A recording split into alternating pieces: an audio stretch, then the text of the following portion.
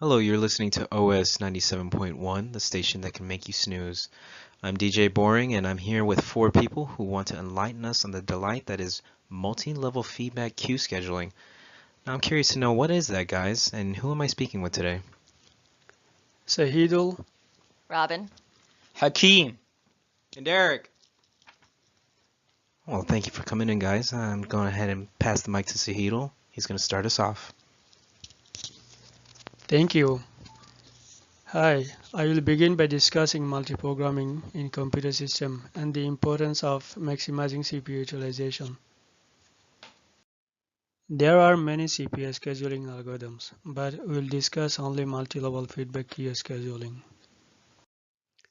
In general, MLF queue consists of more than one queue with different scheduling algorithm for each queue. A method used to determine when to upgrade a process to higher priority queue, as well as when to lower, and a method to determine which queue a process will enter when a process needs service. Multi-level feedback queue scheduling is the most prevalent algorithm implementation regarding CPU scheduling. In multi-level feedback queue, scheduling a process can move from one queue to another queue, which prevents a process from starvation. If a process waits for a long time in a lower priority queue, a technique called aging comes in to rescue the process. As it waits for a CPU, it ages and moves up to a higher priority queue after a certain amount of time and eventually will execute. In our implementation, the process will enter first queue and CPU will execute from first queue and then second and then third and so on. The queues that have priority must be completely empty before CPU starts execution from lower priority queue. For example, CPU will not execute process from Q2 if Q1 has even one process left, and process in Q3 will not be executed if there is process in Q2. In our multi-level feedback queue scheduling, first queue will implement round-robin algorithm with 5 time slice, and the second queue will implement round-robin but with 8 time slice. Third queue will implement first-come first-serve algorithm, which the CPU serves the process first-come first-serve basis, and there is no preemption. Round-robin algorithm is similar to first-come first-serve but with preemption added where all processes are given at a certain time slice. If a process doesn't complete execution within that time frame, CPU is preempted and the process needs to go to the tail of the next queue for remaining time needed to complete execution. Now we are going to show you an example how multi-level feedback queue works. So here we have four processes and their arrival time, CPU time and the remaining time. We also have three queues. The first and the second one implementing round robin, and the third one is implementing first come first serve algorithm. P1 came in 0 time and is ready to be executed. According to this table, P1 can execute until 13 time units. That's when the second process arrives. P1 will execute for 5 time units and move to Q2. Okay, so here we see P1 move to Q2 after 5 time slice. Since there is no process in the queues other than P1, CPU will serve P1 again for 8 time units. It will move to the next queue for the remaining time. As P2 has arrived, CPU will serve P2 because it's in higher priority queue than P1. P2 still has time remaining, so it will get the CPU for 8 time units and it will move to Q3.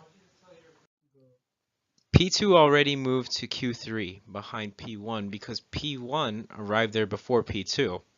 Since Q3 is first come first serve, P1 will get the remaining 10 milliseconds and complete its execution. P2's remaining time is 11, but it will be interrupted before its completion as P3 and P4 are arriving. In reality, there is no guarantee that P4 is the last process. This is the situation where a process may starve, so we will use the aging technique to prevent P2 from starvation.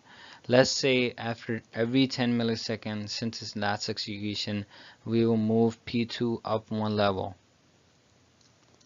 Though P2 is in the queue before P3, it needs to wait for P3 and P4 to complete. P4 will move to Q2 after executing for 5 milliseconds while P2 is aging. We said we move a process up one level every 10 milliseconds. So let's bring P2 into Q2 so it doesn't have to go through starvation. Finally, in Q2, P2 will be able to complete execution after P4 has been completed. Now P4 has been completed and P2 has been completed. That is how multi-level feedback queue scheduling works. Thank you.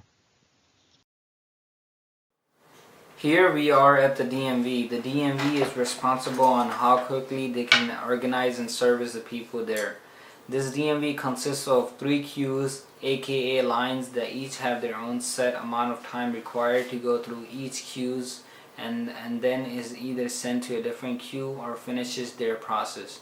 Depending on whether the process completes within the necessary amount of time.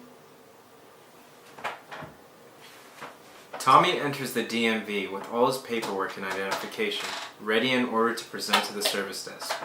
Tommy then enters the first queue. Tommy takes 10 minutes to complete his task at the DMV. He is all set and ready to go home. Ricky now approaches the first queue to wait in line for the service desk. Ricky spends too much time on his phone and takes too long to approach the service desk. The service desk then tells Ricky to wait in the second queue. While in the second queue, Sue then approaches the first queue. After a reasonable amount of time passes, Sue then approaches the service desk a little too late within the required amount of time, and is also told to wait in the second queue along with Ricky, who is still waiting for his second time seeing the service desk. Ricky finally gets to the service desk only to be shunned away because of his failure to complete the necessary paperwork in time, and is then sent to the third queue. Ricky is now hungry for having been in the DMV so long and is suffering from starvation. After waiting even longer, Ricky's number is being called for having waited so long and is routed back to the second queue, exemplifying the process of aging. Sue is then called to the service desk after having patiently waited and then makes a quick exit, completing her process within the necessary quantum. Now Ricky is getting service.